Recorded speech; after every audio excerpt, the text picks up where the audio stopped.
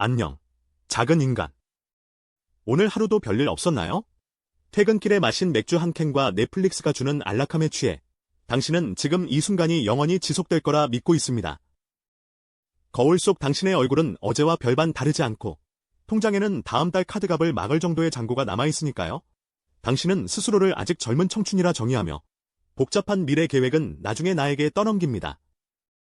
하지만 유감스럽게도 당신의 그 평온함은 내가 만들어낸 치명적인 환각입니다.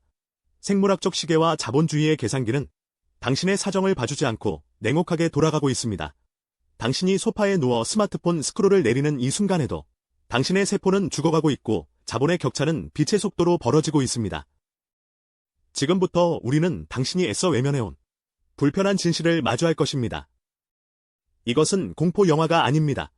통계와 데이터로 쓰여진 곧 닥쳐올 당신의 예고된 비극입니다. 준비되셨나요? 아니면 그냥 이대로 서서히 끓는 물속의 개구리가 되어 삶아지시겠습니까? 인간의 뇌는 진화적으로 현재의 만족을 미래의 보상보다 훨씬 가치 있게 여기도록 설계되었습니다. 이를 현재 편향, 프레전트 바이어스이라고 하죠. 당신이 30대에 들어서도 20대처럼 소비하고 행동하는 이유는 당신의 뇌가 10년 후에 당신을 나 자신이 아닌 전혀 모르는 타인으로 인식하기 때문입니다. MRI 스캔 결과 사람들이 미래의 자신을 상상할 때 활성화되는 뇌 부위는 낯선 사람을 생각할 때와 정확히 일치했습니다. 즉, 당신은 미래의 당신에게 빚을 떠넘기는 것에 대해 아무런 죄책감을 느끼지 못합니다. 마치 남의 돈을 쓰는 것처럼 말이죠. 이러한 인지적 오류는 30대라는 결정적 시기에 치명적인 독이 됩니다. 당신은 아직 결혼도 안 했는데, 아직 집도 없는데, 라는 핑계로 자신을 사회적 유예 기간에 둡니다. 하지만 통계청의 생애주기 적자 구조를 보면 30대는 인생에서 유일하게 노동소득이 소비를 압도적으로 초과하여 흑자를 낼 수 있는 아주 짧고 귀한 골든타임입니다. 그런데 당신은 이 시기를 욜로, 와요로, 나 소확행이라는 마취제로 탕진하고 있습니다. 더 끔찍한 것은 당신의 몸에서 일어나는 조용한 붕괴입니다. 30세가 넘어가면 인체는 성장 모드에서 노화 모드로 시스템을 전환합니다. 당신이 숨만 쉬어도 근육은 매년 0.5%에서 1%씩 자연 소멸합니다. 이를 근감소증, 사어코퍼니어의 전조라고 하죠. 근육이 줄어들면 기초대사량이 떨어집니다.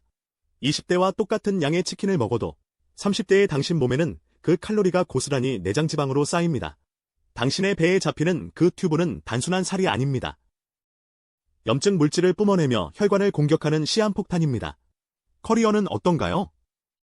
당신은 지금의 업무 스킬이 10년 뒤에도 유효할 거라 믿습니까? 세계경제포럼 WEF의 보고서는 당신의 믿음을 비웃습니다. 기술의 반감기는 점점 짧아져 지금 당신이 가진 기술의 44%는 5년 내에 쓸모가 없어집니다. 하지만 30대의 당신은 새로운 것을 배우기보다 익숙한 업무 처리에 안주합니다. 뇌의 가소성, 즉 새로운 것을 배우고 적응하는 신경학적 능력은 20대 후반을 정점으로 하강 곡선을 그립니다. 당신이 퇴근 후 공부 대신 유튜브를 선택할 때마다 당신의 뇌는 굳어가고 당신은 노동시장에서 가성비 떨어지는 고인물로 전락하고 있습니다. 대부분의 사람들은 자신이 평균 이상이라고 착각하는 우월성 환상에 빠져 있습니다. 나는 주식으로 대박을 칠 거야. 언젠가 좋은 기회가 오겠지. 하지만 확률적으로 당신은 그저 평범한 다수, 아니 하위 50%로 수렴할 가능성이 큽니다. 당신이 막연한 낙관론에 취해 있는 동안 복리의 마법은 당신을 배신하고 마이너스 복리로 작동하기 시작했습니다. 지금 100만 원을 낭비하는 것은 단순히 100만 원을 잃는 것이 아닙니다. 30년 뒤 1000만 원이 될 미래 자산을 불태워버리는 행위입니다. 당신은 지금 미래의 당신이 살아남을 생명줄을 스스로 끊어내고 있는 것입니다. 이제 감정을 배제하고 차가운 숫자의 세계로 들어가 봅시다. 숫자는 거짓말을 하지 않습니다. 오직 당신만이 숫자를 외면할 뿐이죠. 한국은행과 통계청의 가계금융복지조사 데이터를 분석해보면 대한민국 30대 가구주의 평균 부채는 이미 1억 1,300만 원을 넘어섰습니다. 놀랍지 않나요? 사회생활을 시작하고 10년도 안 돼서 당신은 이미 억대 빚쟁이로 인생의 2막을 시작하는 겁니다. 더 충격적인 것은 평균의 함정입니다. 평균 자산이 5억이라고 해서 당신도 그럴까요? 천만에요. 자산 상위 20%가 평균값을 기형적으로 끌어올리고 있을 뿐입니다. 중앙값, 즉 줄을 세웠을 때 딱 중간에 있는 사람의 순자산은 평균의 절반에도 미치지 못합니다. 상위 10%와 하위 10%의 순자산 격차는 해가 갈수록 벌어져 현재 10배 이상 차이가 납니다. 당신이 인스타그램에서 보는 화려한 삶은 상위 10%의 것이고 현실의 당신은 대출 이자의 허덕이는 하위 50%의 늪에 빠져 있을 확률이 매우 높습니다. 소득은 어떨까요? OECD 통계에 따르면 한국의 임금 격차는 회원국 중 최상위권입니다. 대기업과 중소기업의 임금 격차는 2배가 넘습니다. 당신이 중소기업에 다니며 경력을 쌓아 이직해야지라고 생각하는 동안 대기업에 다니는 동기와의 생애 소득 격차는 10억 원 이상 벌어집니다. 10억 원입니다. 당신이 숨만 쉬고 한 푼도 안 쓰고 30년을 모아야 만질 수 있는 돈이 단지 첫 직장의 선택과 30대의 커리어 관리에 의해 증발해버리는 겁니다. 건강 데이터는 더욱 잔인합니다.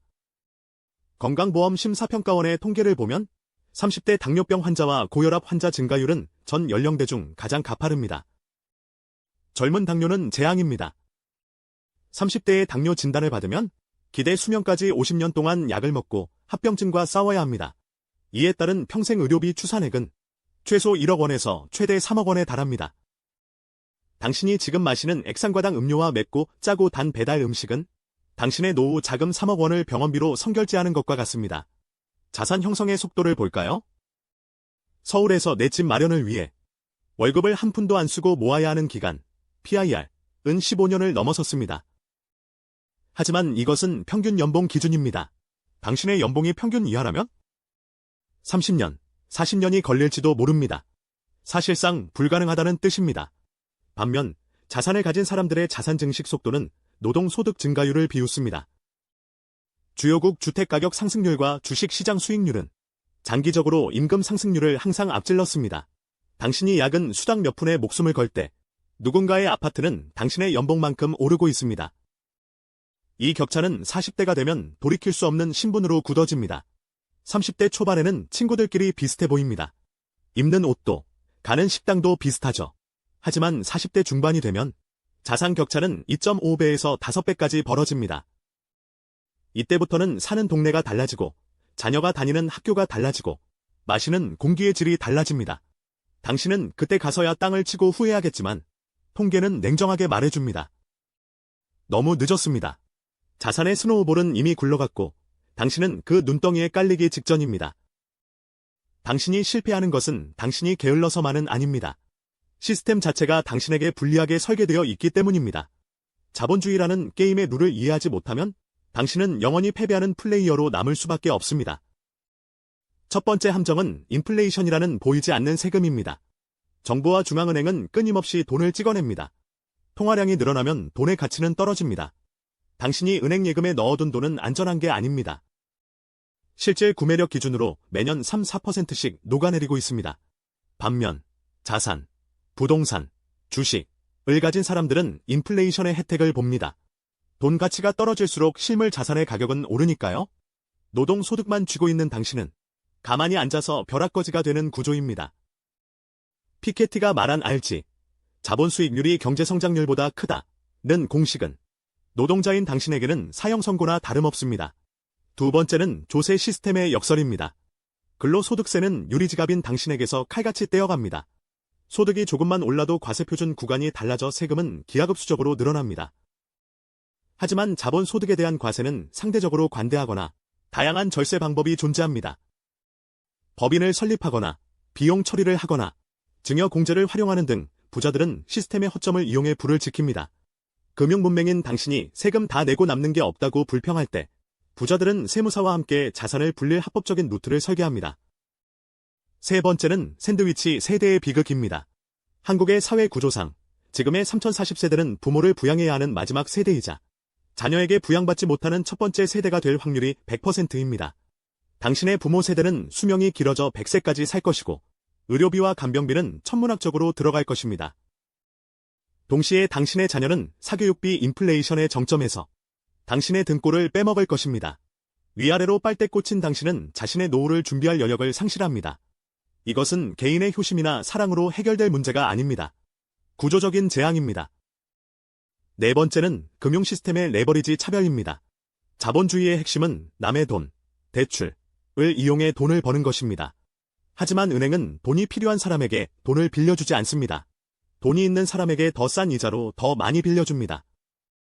신용점수와 담보가치에 따른 대출 한도와 금리 차이는 부자가 더 쉽게 부자가 되고 빈자가 더 쉽게 파산하게 만드는 가속 페달입니다. 당신이 고금리 신용대출을 받아 생활비를 메꿀 때 자산가는 저금리 담보대출을 받아 또 다른 자산을 삽니다. 마지막으로 노동시장의 이중구조와 기술적 실업입니다. 기업은 비용 절감을 위해 정규직을 줄이고 AI와 자동화 기기로 당신을 대체하려 합니다. 단순 사무직이나 중간 관리직은 AI의 1차 타깃입니다. 시스템은 당신을 보호해주지 않습니다. 기업의 목표는 이윤 추구지, 당신의 고용 안정이 아닙니다. 당신이 회사에 충성하며 야근하는 동안 회사는 당신을 대체할 알고리즘을 개발하고 있습니다. 이것이 바로 당신이 매달 받는 월급이 마약인 이유입니다. 그것은 당신이 다른 생존 수단을 찾지 못하게 만드는 달콤한 족쇄입니다. 이제 숨을 고르십시오. 아직 절망하기엔 이릅니다. 당신이 30대라면 아주 좁지만 확실한 비상구가 열려 있습니다. 데이터가 증명하는 생존 전략은 명확합니다. 첫째, 소비의 쾌락을 자산의 소유로 전환하십시오. 상위 10% 자산가들의 공통된 패턴은 소득의 최소 30% 이상을 자동으로 투자 계좌로 이체한다는 것입니다. 쓰고 남은 돈을 저축하는 게 아니라 저축하고 남은 돈으로 숨만 쉬고 사는 겁니다. S&P 500 지수 추종 ETF 같은 시장 전체를 사는 상품에 매달 적립식으로 투자하십시오. 지난 100년의 역사가 증명하듯 자본주의가 망하지 않는 한 시장은 우상향합니다. 복리의 마법을 당신의 편으로 만드십시오. 10년 늦게 시작하면 당신이 치러야 할 기회비용은 4억 원이 넘습니다. 둘째, 생존 근육을 만드십시오. 30대에 만드는 근육 1kg은 60대의 의료비 1,000만 원을 절약해줍니다. 헬스장 등록이 귀찮습니까? 나중에 병원 침대에 누워 천장만 바라보는 건 더 끔찍할 겁니다. 유산소 운동뿐만 아니라 반드시 중량 운동을 통해 근육량을 늘려야 합니다. 이것은 미용이 아니라 생존의 문제입니다. 건강한 신체만이 뇌의 인지 능력을 유지하고 50대 이후에도 경제 활동을 지속할 수 있게 해주는 유일한 자산입니다. 셋째, 자신을 재설계, 레스킬링 하십시오. 당신의 회사 명함은 당신의 것이 아닙니다. 회사를 나가는 순간 당신은 아무것도 아닙니다. 회사 업무 외에 시장에서 팔릴 수 있는 나만의 무기를 만드십시오. 코딩이든 데이터 분석이든 영상 편집이든 글쓰기든 상관없습니다. AI를 도구로 활용할 수 있는 능력을 기르십시오. 퇴근 후 2시간, 주말의 반나절이 당신의 40대를 구원할 것입니다. 넷째, 확률적 사고를 장착하십시오. 이번엔 다를 거야. 나는 감을 믿지 말고 데이터를 믿으십시오.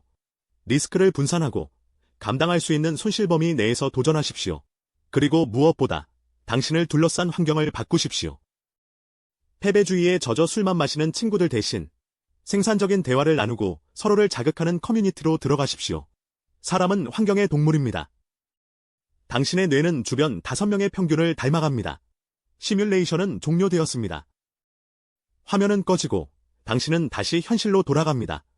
방금 들은 이야기들이 불편했나요? 아니면 나는 다를 거야 라며 또다시 근거 없는 희망 회로를 돌리고 있나요? 선택은 오직 당신의 몫입니다. 오늘 저녁 치킨을 시키며 넷플릭스를 볼 수도 있고 운동화를 신고 나가거나 책을 펼칠 수도 있습니다. 하지만 기억하십시오. 시간은 당신을 기다려주지 않으며 물리 법칙과 경제 원리는 당신의 사정을 봐주지 않습니다. 지금 변하지 않으면 당신이 맞이할 미래는 확정적입니다. 가난하고 아프고 외로운 노후. 그것이 당신이 아무것도 하지 않은 대가로 받게 될 청구서입니다. 당신은 무엇을 선택하시겠습니까? 부디 당신의 60대가 오늘의 당신을 원망하지 않기를 바랍니다.